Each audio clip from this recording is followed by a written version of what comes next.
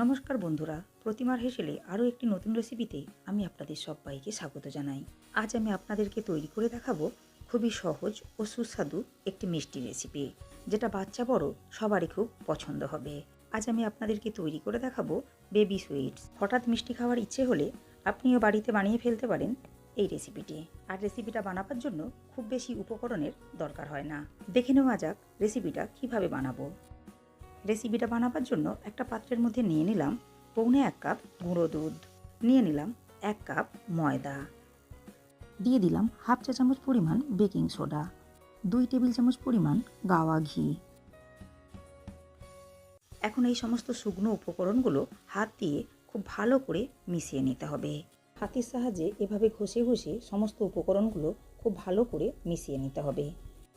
আর দেখুন, শুকনো উপকরণগুলো হাতের মধ্যে এভাবে মুঠো করে নেওয়া গেলে বুঝে নিতে হবে সমস্ত উপকরণগুলো খুব ভালো মতো মিশিয়ে নেওয়া হয়েছে। এখন আগে থেকে জাল করে নেওয়া গরুর দুধ দিয়ে ভালো করে মেখে নিতে হবে। তবে একবারে অনেকটা পরিমাণে দুধ দিয়ে মিশ্রণটা মাখা যাবে না, অল্প অল্প দুধ দিয়ে মিশ্রণটা মেখে নিতে হবে। মিশ্রণটা মেখে নেওয়ার সময় হাতের মধ্যে এভাবে জড়িয়ে যেতে পারে। এই সময় হাতের মধ্যে অল্প একটু ঘি লাগিয়ে নিয়ে খুব ভালো করে মেখে নিতে হবে। দেখুন, সমস্ত উপকরণগুলো খুব ভালো মতো মেখে নিয়ে নরম একটা ডো তৈরি করে নিয়েছি। এখন ঢাকা দিয়ে 5 মিনিট রেস্টে রেখে দিতে হবে। 5 মিনিট পর ডোয়ের উপর থেকে ঢাকনা উঠিয়ে নিয়ে ডোটা আরও একবার খুব ভালো করে মেখে নিতে হবে।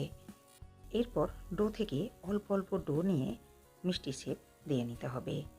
আমি প্রথমে লেচিটা হাতের সাহায্যে এভাবে গোল করে এরপর 2 হাতের তালুর সাহায্যে একটু লম্বা শেপ দিয়ে নেব।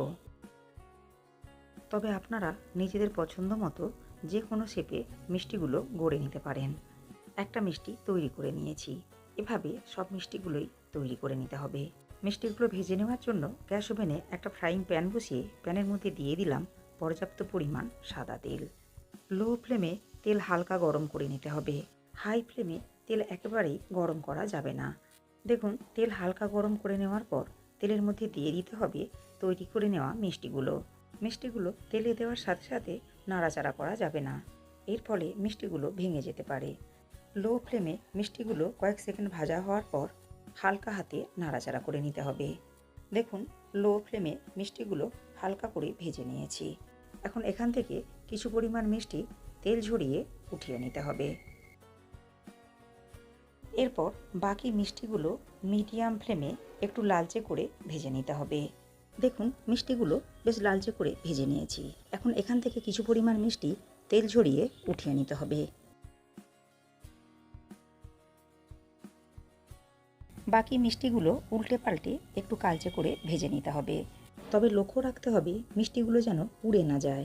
দেখুন, বাকি মিষ্টিগুলো ভালো মতো ভেজে নিয়েছি। এখন তেল ঝরিয়ে উঠিয়ে নিতে হবে। মিষ্টির জন্য চিনির সিরাপ তৈরি করে নিতে হবে। তার জন্য গ্যাস ওভেনে একটা পাত্র বসিয়ে পাত্রের মধ্যে দিয়ে দিলাম 1 বাটি পরিমাণ চিনি, দিয়ে দিলাম 2 বাটি পরিমাণ জল, 2টো এলাচ ফাটিয়ে দিয়ে দিলাম জলের মধ্যে।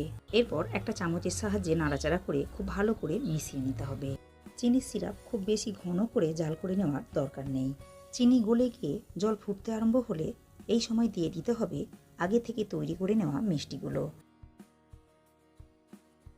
এরপর হালকা হাতে একটু নাড়াচাড়া করে নিয়ে মিডিয়াম ফ্লেমে 8 থেকে 10 মিনিট ঢাকনা বন্ধ করে রান্না করে নিতে হবে।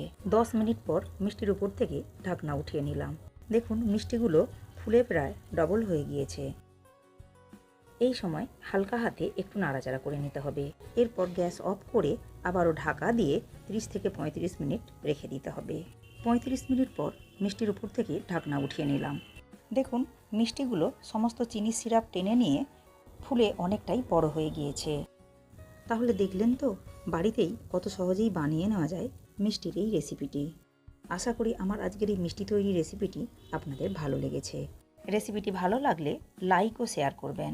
রেসিপিটি বাড়িতে বানালে খেয়ে কমেন্ট করে জানাতে ভুলবেন না রেসিপিটা আপনাদের কেমন লেগেছে। এরকম নিত্য নতুন ভিডিওর আপডেট পাওয়ার জন্য চ্যানেলটাকে সাবস্ক্রাইব করে পাশে থাকা বেল আইকনটি প্রেস করে নেওয়ার অনুরোধ রইল। আমি চ্যানেলে যখনই কোনো নতুন ভিডিও আপলোড করব সাথে সাথে নোটিফিকেশান পৌঁছে যাবে আপনাদের কাছে। ভালো থাকবেন, সুস্থ থাকবেন। ধন্যবাদ।